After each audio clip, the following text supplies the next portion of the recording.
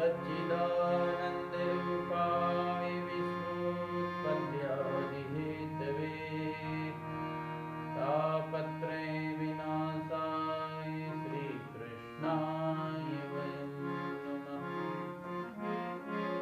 यं प्रव्रजन्तमनुपेतमपेतकृत्यं द्वैपायनो विरहकातरानुभावो पुत्रेति तन्मयतया तरवो विनेदुः तं सर्वभूतहृदयं मुनिमानतोऽस्मि। अतुलितबलधामं हेमशैलावदेहं धनुजवनकृशानं ज्ञानिनामग्रगण्यं सकलगुणनिधानं वानराणामधीशं रघुपतिप्रियभक्तं वातजातं नमामि।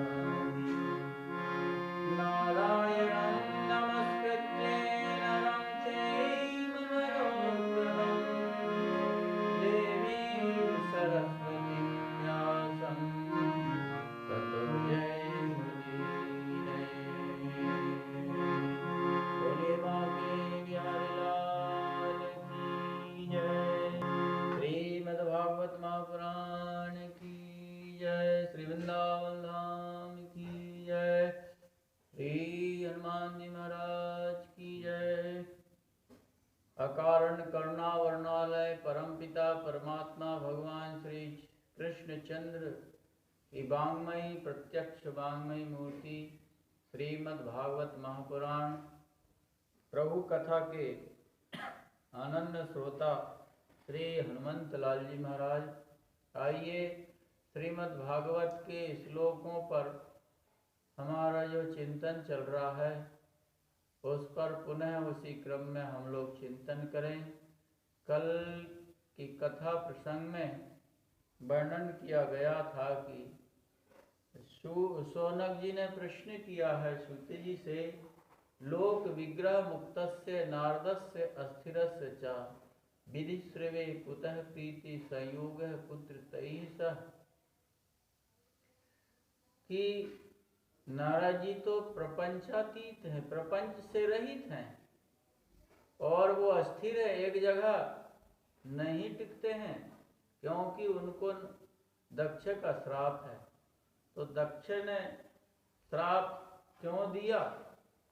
अपने पुत्रों को नष्ट समझा, जबकि नारद जी ने उनके पुत्रों को उपदेश देकर के और आध्यात्मिक मार्ग में लगाया।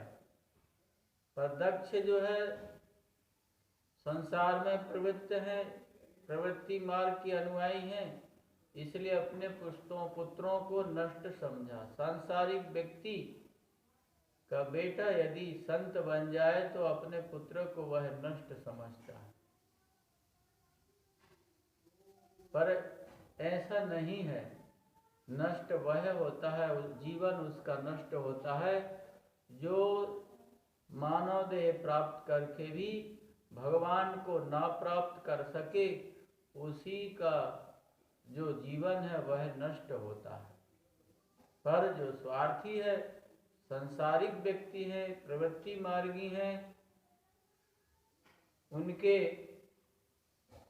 समाज से, उनके वंश से पुत्रादि कोई संत बन जाए, निवृत्ति मार्गी बन जाए, तो उसको वह समझते हैं कि यह तो गया, यह नष्ट हो गया। और दक्ष ने श्राप दे दिया। सामर्थ्यशाली थे नारद जी, चाहते तो दक्ष को श्राप दे सकते थे, पर वह संत हैं। संत उमा संत की यही बड़ाई, मंद करत जो करहि भलाई, संत का स्वभाव होता है। एक संत जी थे, कहीं जा रहे थे, रास्ते में वह डाकू का रास्ता था, उस रास्ते में डाकू रहता था, वह संत किसी को भी मार देता था। लोगों ने मना किया कि महाराज इस रास्ते से मत जाओ, संत माने नहीं, चले गए। और स्वभावश उस दुष्ट ने संत का सामान छीन लिया और पत्थर से मारकर लहूलुहान कर दिया। अचेत अवस्था में संत जी पड़े थे और गांव वाले आए, उनको मलहम पट्टी की, दवाई दारू किया, स्वस्थ किया। कुछ दिन बाद पुनः संत जी, गर्मी का समय था, उसी रास्ते से पुनः लौट रहे थे तो किसी के कराहने की आवाज आई। पास में गए तो देखा वही व्यक्ति, वही डाकू था जिसने महात्मा को मारा था। वह तड़प रहा था प्यास के मारे और अचेत अवस्था में पड़ा हुआ था, प्यास लगी थी उसे। तो संत ने देखा, पास में गए महात्मा ने सोचा कि इसको मेरी जरूरत है, उसका सिर अपने गोद में रखा और कमंडल से उसके चेहरे पे छींटा मारा जल का और उसको जल पिलाया। वह मरने ही वाला था, जल प्राप्त हो गया तो जीवित हो गया। आंख खोल के देखा, अरे ये तो वही संत हैं जिसको मैंने पत्थर की चोट से लहूलुहान कर दिया था, मारा था। और वह उसको इतना पश्चाताप हुआ कि जिनको मैंने मारा, तकलीफ दी, और उसी ने आज मेरे प्राणों की रक्षा की। नेत्रों से आंसू गिरने लगे और महात्मा के चरणों में पड़ गया और कहने लगा कि भगवान, मैं बड़ा दुष्ट आत्मा हूँ, आपको मैंने तकलीफ दी, मुझे मारा और आपने ही मेरे प्राणों की रक्षा की। महात्मा ने कहा कि बेटा देखो, ऐसा नहीं है। फिर महाराज जी बोले, जो तुम हैं वही मैं हूँ, मैं जो हूँ वही तुम हो, हम में तुम में कोई भेद नहीं है, क्योंकि यह तो जीवात्मा जो है उसमें कोई भेद नहीं। जैसे बोले हमारे एक शरीर के किसी अंग से दूसरे अंग को तकलीफ पहुंच जाए तो हम तकलीफ देने वाले अंग को काट करके फेंक नहीं देते हैं। जैसे हम भोजन करते हैं और भोजन करते करते दांतों के बीच में जीभ आ जाए तो दांत उसे कुचल देते हैं, काट देते हैं। तो क्या हम दांतों को दंडित करते हैं कि तुमने हमारी जीभ को क्यों काटा? दांतों को हम उखाड़ कर फेंक देते हैं? नहीं नहीं, क्योंकि जीभ भी हमारी है और दांत भी हमारे हैं। इसी तरह से बोले तुम में और हम में कोई भेद नहीं है। उसको सच्चा ज्ञान दिया महात्मा ने। कहने का तात्पर्य शिव जी कहते हैं रामचरितमानस में कि उमा संत की यही बड़ाई, मंद करत जो करहि भलाई। उमा संत की यही बड़ाई, मंद करत जो करहि भलाई। तो सूत जी से पूछा कि नारद जी तो अस्थिर है।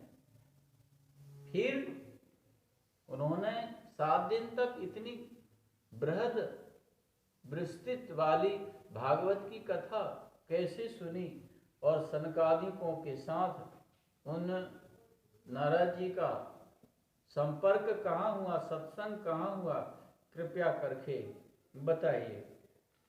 तो श्री सूत जी ने कहा कि इसके संबंध में मैं एक कथानक बताता हूँ और सुकेन मम यत् प्रोक्तम रह शिष्यम विचारे जा। मुझे प्रिय शिष्य समझ करके सुखदेव जी ने मुझे ये बात बताई थी। जो गुरु का प्रिय शिष्य होता है, प्रिय शिष्य कौन होता है गुरु का? जो आज्ञाकारी होता है और गुरु के आदर्शों का जो पालन करता है और गुरु जो आदेश दे उसका अनुपालन करे अक्षर से, वही गुरु का प्रिय होता है। पिता का पुत्र होता है। अनेक पुत्र होते हैं, पर जो आज्ञाकारी पुत्र होता उस पर पिता का विशेष स्नेह होता है। इसी तरह से आज्ञाकारी शिष्य के प्रति जो गुरुजन होते हैं गोपनीय से गोपनीय तत्व ही बता देते हैं, क्योंकि ब्रूयु स्निग्धस्य शिष्यस्य गुरुवो गुह्यमप्युत, यही बात है। इसीलिए सूत जी कहते हैं कि सुखदेव जी के माध्यम से मैंने यह कथानक सुनी थी। और देखिए आप, व्यास जी ने जो है सूत जी को सभी पुराणों का ज्ञान दिया है, पर भागवत पुराण का ज्ञान जो है सूत जी को सुखदेव जी से प्राप्त हुआ है। और जब परीक्षित को सुखदेव जी सुखताल पर कथा श्रवण करा रहे थे, उसी समय सूत जी भी विराजमान थे और वहां सूत जी ने सुखदेव जी के मुखार बिंद से कथा श्रवण की। वही कहते हैं कि यह मैं अपनी ओर से नहीं सुना रहा हूँ, जो सुखदेव जी ने मुझे श्रवण कराया है वही आप लोगों को सुनाता हूँ। एक बार के समय है कि सनक, सनंदन, सनातन, सनत कुमार चारों ऋषि सत्संग के लिए बद्रिक आश्रम जा रहे थे, तो उन्होंने रास्ते में नारद जी को देखा। अब यहाँ देखिए, चारों ऋषि हैं, ये सत्संग के बहुत प्रेमी हैं, सत्संग का व्यसन है इनको, बिना सत्संग के नहीं रहते हैं। व्यसन उसे कहते हैं जिसके बिना हम नहीं रह सकते। किसी को शराब पीने का व्यसन हो जाए तो शराब के बिना वह नहीं रह सकता।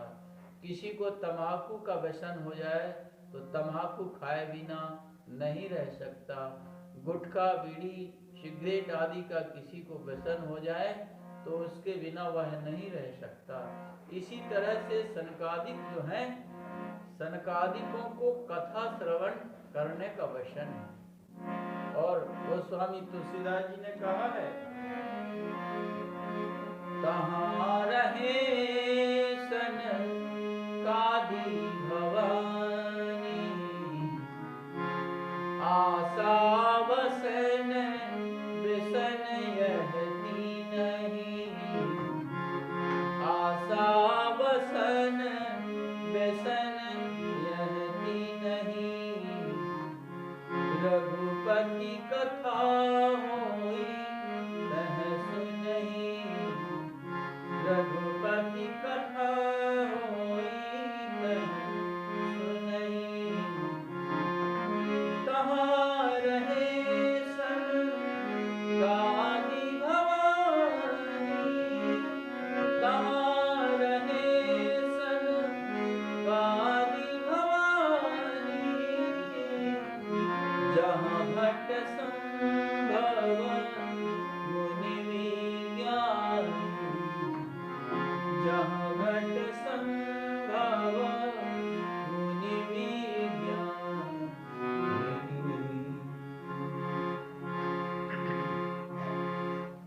तो सनकादिकों को कथा सुनने का व्यसन है, उसके बिना ये नहीं रहते हैं। तो सत्संग के लिए बद्रिक आश्रम जा रहे हैं। यदि कहीं कथा सुनने को नहीं मिलती, कोई श्रोता नहीं मिलते हैं, तो एक भाई वक्ता बन जाते हैं और 3 श्रोता बन जाते हैं। इस तरह से तीनों कथा सुनते हैं, कथा का आनंद लेते हैं। उन्होंने सनकादिक को देखा, नारद जी को देखा और नारद जी से पूछा, भगवान कथम ब्रह्मण दीन मुख कुतश्चिन्तातुरो भवान, त्वरितं गम्यते कुत्र कुतश्चागमनं तम्। हे ब्रह्मण, आपका मुख कैसे कुबलाया हुआ है? आप कैसे चिंतातुर हो रहे हैं, दुखित हो रहे हैं? और आप इतने जल्दी जल्दी कहाँ जा रहे हैं? और आपका आगमन कहाँ से हुआ, कहाँ से आ रहे हैं? यहाँ देखिए 4 वाक्य हैं। और ऋषि भी 4 हैं। तो एक ऋषि ने कहा कथम ब्रह्मन दीन मुखन, आपका मुख कैसे कुमलाया हुआ। तो दूसरे ने कहा कुतश्चिंतातुरो भव, आप चिंतातुर कैसे हैं। तो तीसरे ने कहा त्वरितम गम्यते कुत्र, आप इतने जल्दी जल्दी कहाँ जा रहे हैं। तब चौथे ने कहा कुतश्चागमनम तव, आपका आगमन कहाँ से हुआ। आप तो ऐसे लग रहे हैं जैसे जो है किसी निर्धन व्यक्ति को धन मिल जाए और उसका वह मिला हुआ धन हो जाए, उसी तरह से आप प्रतीत हो रहे हैं। आप तो आसक्ति से रहित हैं नारद जी, आपके लिए यह उचित नहीं है। तब नारद जी ने बताया कि मेरे चिंता का कारण मेरा स्वयं का दुख नहीं है। संत जो होते हैं अपने दुख से दुखित नहीं होते हैं, दूसरों के दुख से दुखित होते हैं। सांसारिक प्राणी अपने दुख से दुखित होते हैं, पर संत महापुरुष जो परोपकारी साधु हैं वो अपने दुख से दुखित नहीं होते हैं, दूसरों के दुख से दुखित होते हैं। जैसे गोस्वामी तुलसीदास जी ने कहा है कि हमने जो संत की और नवनीत माखन की उपमा दी है, यह ठीक तो है। माखन को अग्नि के पास रख दो या धूप के पास रख दो तो वह पिघल जाता है, किंतु वह अपने ही ताप से द्रवीभूत होता है और संत अपने ताप से द्रवीभूत नहीं होते हैं। इसलिए संत हृदय नवनीत समाना, संत का हृदय माखन की तरह कोमल होता है। कोमल तो होता है पर माखन अपने ताप से द्रवित होता है और संत दूसरे के ताप से द्रवित होते हैं। इसका मतलब संत का हृदय जो है माखन से भी श्रेष्ठ है। तुलसीदास जी ने कहा संत हृदय नवनीत समाना, संत हृदय नवनीत समाना, कहा कभी पर कहा न जाना, कहा कभी पर कहा न जाना।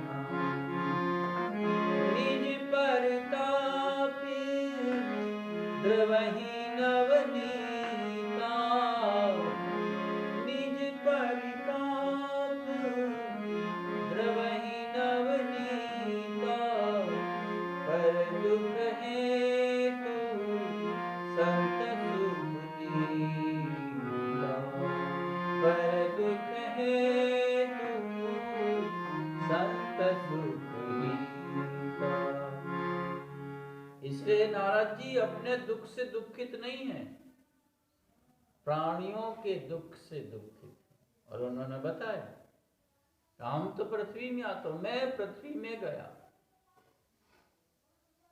क्यों? पृथ्वी सभी लोकों में श्रेष्ठ है ऐसा समझ करके मैं पृथ्वी लोक में गया, और वास्तव में पृथ्वी लोक सभी लोकों से श्रेष्ठ है, क्योंकि भारत भूमि कर्म भूमि है। कर्म करके व्यक्ति जहां जाना चाहे वहां जा सकता है। स्वर्ग नरक अपवर्ग निशेनी, यह मानव देह है। यह भारत भूमि में मानव देह प्राप्त हो जाए तो आप स्वर्ग जाना चाहो तो स्वर्ग मिल जाएगा, नरक जाना चाहो तो नरक मिल जाएगा, मुक्ति पाना चाहो तो मोक्ष मिल जाएगा, भगवत धाम जाना चाहो तो भगवत धाम मिल जाएगा, और ईश्वर की प्राप्ति चाहो तो ईश्वर की प्राप्ति हो जाएगी। यह तो कल्प वृक्ष के समान है मानव देह, और यह भारत भूमि कर्म भूमि है। इसी क्योंकि आप देखिए सारा विश्व ब्रह्मांड सारे 9 वर्ष हैं, और 9 वर्षों में श्रीमद् भागवत में भारत भूमि की विशेष महिमा गाई गई है। हमारी भारत भूमि के देवता हैं नर नारायण, और नारद जी इनके पुजारी हैं।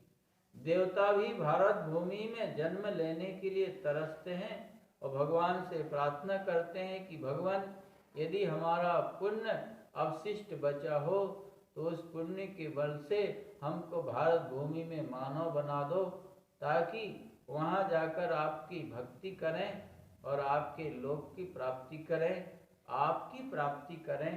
ये देवताओं को भी दुर्लभ है, मानव को भगवान ने कृपा करके भारत भूमि में जन्म दे दिया। तो यह कर्म भूमि है। भारत भूमि में ही भगवान के सभी अवतार हुए। 24 अवतार भगवान के हैं। 24 में अनंत अवतारों में 24 अवतार श्रेष्ठ हैं, 24 अवतारों में 10 अवतार श्रेष्ठ हैं, और 10 अवतारों में भी 2 अवतार श्रेष्ठ हैं, श्री राम और कृष्ण।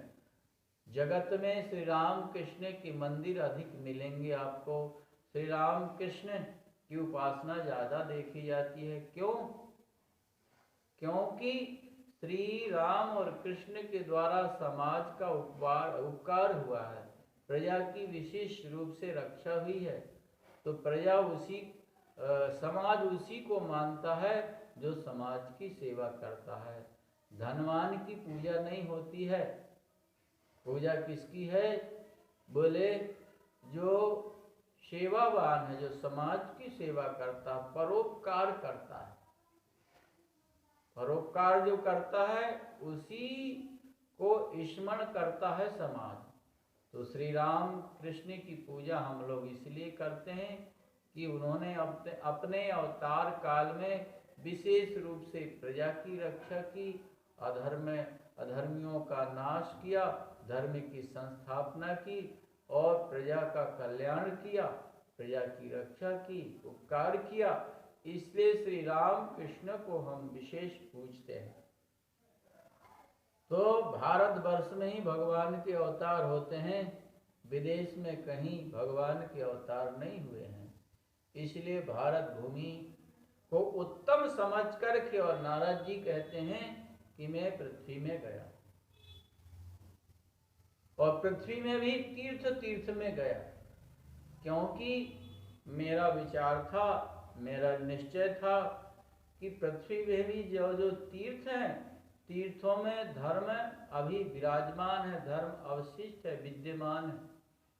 वहाँ विशेष रूप से भगवान की आराधना होती है तीर्थों में। तो तीर्थों में कहाँ कहाँ घूमा? बोले पुष्कर गया, जहाँ ब्रह्मा जी की तपस्थली है, जहाँ उन्होंने तप किया, मंदिर। संसार में एक ही जगह ब्रह्मा जी का मंदिर है, कहाँ? पुष्कर में, और कहीं दूसरी जगह मंदिर नहीं। यज्ञ हवन में ब्रह्मा जी का आवाहन करके उनका पूजन किया जाता है, प्रतिष्ठा होती उनकी, पर मंदिर बना करके उनकी आराधना जो है पुष्कर में ही है, दूसरी जगह नहीं। क्यों? आपने वह शिव पुराण की कथा सुनी होगी कि ब्रह्मा जी ने मिथ्या भाषण किया। जब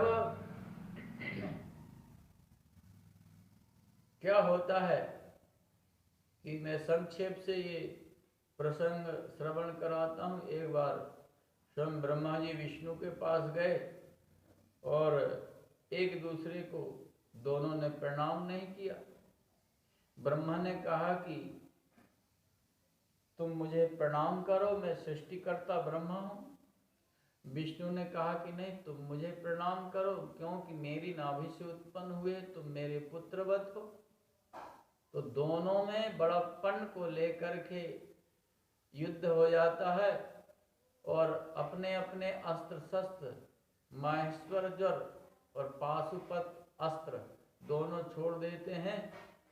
तो उन जो दोनों अस्त्रों की अग्निज्वाला विश्व को नष्ट करने में सक्षम होने लगती है। तो उन अस्त्रों के तेज को शांत करने के लिए भगवान शिव ज्योतिर्मय स्तंभ के रूप में प्रकट हो जाते हैं दोनों अस्त्रों के बीच में। तो जैसे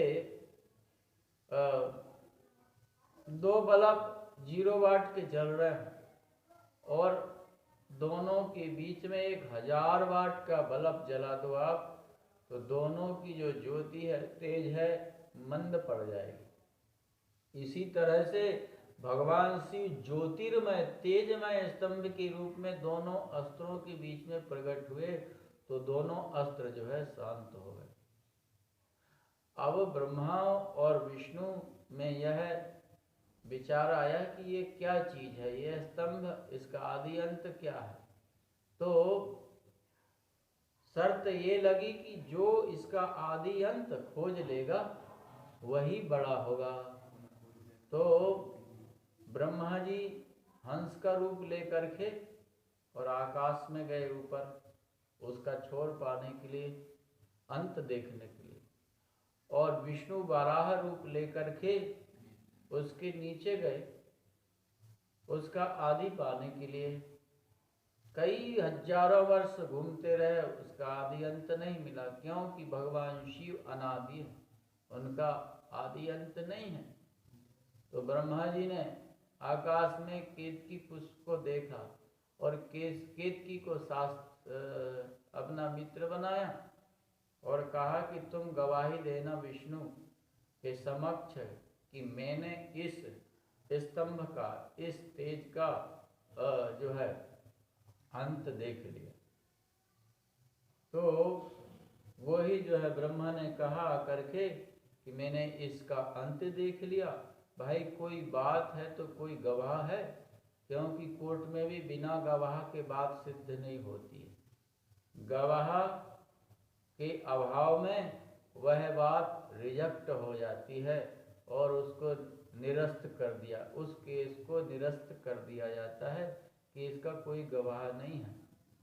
तो ब्रह्मा ने कहा कि ये केतकी गवाह, मैंने इसका अंत पा लिया, इसने देखा है।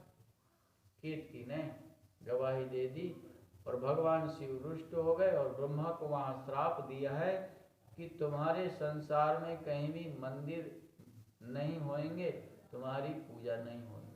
और केतकी को भी श्राप दिया है कि किसी देवी देवता के ऊपर नहीं चढ़ पाओगे तुम पूजा में। तो इसी वजह से संसार में ब्रह्मा मंदिर नहीं है, श्राप बस शिव ने श्राप दिया। तो इसका मतलब क्या होता है, इस कथा का तात्पर्य क्या है? यह कथा हमको संदेश देती है कि झूठी गवाही नहीं देना चाहिए। झूठी गवाही देने से केतकी भी पूजा से विमुख हो गया। पूजा में वो सभी पुष्प लगाते हैं, केतकी का पुष्प शिव जी की पूजा में नहीं चढ़ता। और झूठ नहीं बोलना चाहिए। झूठ बोलने से व्यक्ति वेद से रहित हो जाता है, लोक में प्रतिष्ठा से रहित हो जाता है। इस कथा से हमको यही संदेश मिलता है। ना तो झूठ बोलना चाहिए, ना तो व्यक्ति को झूठी गवाही देना चाहिए।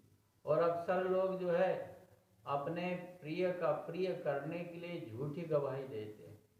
किसी का मर्डर हुआ और व्यक्ति ने मर्डर कर दिया, पर उसका जो साथी होता है अपने साथी को प्रिय करने के लिए, उसकी प्रसन्नता के लिए, क्योंकि एक दूसरे का स्वार्थ छुपा हुआ है एक दूसरे से, इसलिए झूठी गवाही दे करके और पाप कर लेते हैं। और उस पाप का फल तो उसी को भोगना पड़ेगा जो झूठी गवाही देता है। इसलिए जो है ना तो झूठ बोलना चाहिए, ना तो झूठी गवाही देना चाहिए।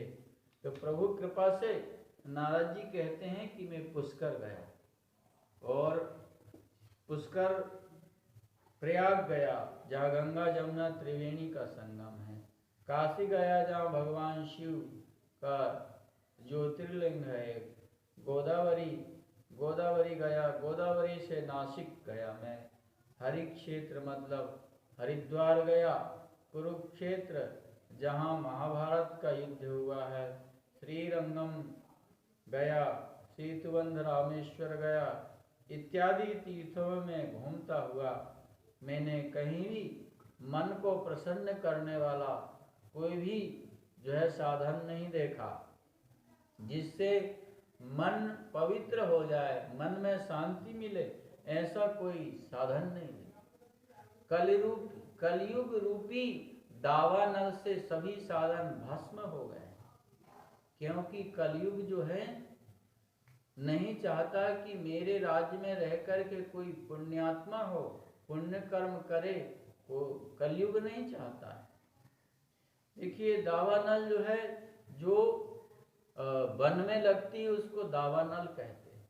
अग्नि के भी कई प्रकार, कई नाम हैं। जो वन में लगती है उसको दावानल कहते हैं, और जो समुद्र के अंदर है उसको बड़वानल कहते हैं। भगवान शिव के नेत्रों से जो अग्नि निकली, शिव पुराण में वर्णन आता है कि एक बार इंद्र और बृहस्पति भगवान शिव के दर्शन करने के लिए गए, तो वहां पर स्वयं भगवान शिव ही एक अलमस्त फकीर का वेश लेकर के वहां पड़े थे। दोनों ने उनको हटाना चाहा, पर वो नहीं हटे।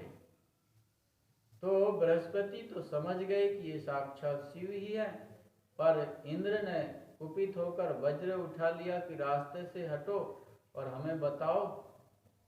तो भगवान शिव के नेत्र से तेज निकला और इंद्र को भस्म करने के लिए वह अग्नि। तब बृहस्पति ने स्तुति की भगवान शिव की। तो भगवान शिव ने कहा, आज से तुम्हारा जीव नाम पड़ जाएगा, क्योंकि इंद्र को जीवन दान दिया है। तो बृहस्पति की प्रार्थना से जो है भगवान शिव ने उस तेज को समुद्र में फेंक दिया, और वही बड़वानल के रूप में वहां जो है उस समुद्र के जल को सुखाते रहती है। समुद्र में नदियों का, बरसात का इतना जल जाता है, पर वह जल विश्व को डुबोता नहीं है। समुद्र अपनी मर्यादा नहीं उल्लंघन करता। क्यों? क्योंकि उसके अंदर जो बड़वानल है वह समुद्र के जल को वह खाते रहते, जलाते रहते, इसलिए तो बड़वानल। और हमारे पेट में जो है जठरानल होता है। हम जो भोजन करते हैं वह भोजन पचाने का काम जठरानल का। तब देखिए अग्नि के कैसे स्वरूप है। हमारे पेट के अंदर अग्नि, और वह अग्नि भोजन का पचाने का काम करती है। हमारे शरीर के अंदर भी अग्नि है। हमारे शरीर में जो ताप है वह अग्नि तत्व है। हमारा शरीर पंच महाभूतों से बना हुआ होता है। तो कहते हैं कि कलयुग रूपी दावानल के द्वारा इस समय यह पृथ्वी जो है दुखित हो गई है। सभी साधनों को कलयुग ने नष्ट भ्रष्ट कर दिया है। यहाँ न तो सत्य है न तो तपस्या है। श्री नारद जी कहते हैं, सत्यम नास्ति तपः शौचम दया दानम न विद्यते उदरम भैनो जीवा वराता कूटभाषिणः। यहाँ सत्य नहीं है, न तपस्या है, न पवित्रता है, न दया है, न दान है, और प्राणी लोग केवल उदर भरने वाले हो गए हैं। उदर भरने वाले हो गए हैं, बराका बेचारे और बड़े कूटभाषी हैं। तो इस प्रकार से हम लोग श्रीमद् भागवत के श्लोकों पर चिंतन कर रहे हैं। और सत्यम नास्ति तपः शौचम, ये धर्म के 4 चरण होते हैं। तो इस पर हम जो है कल के सत्संग में जो है विचार करेंगे इस श्लोक पर, क्योंकि इस श्लोक पर विशेष हम लोग चिंतन करेंगे कि धर्म की ये सत्य, तप, शौच, दया आदि जो धार्मिक 4 चरण हैं, इस श्लोक में मानो तो नारद जी ने कहा कि धर्म रहित हो गई पृथ्वी, धर्म के 4 चरण नहीं है। इसका विचार हम कल की कथा प्रसंग में करेंगे। बोलिए बांके बिहारी लाल की जय।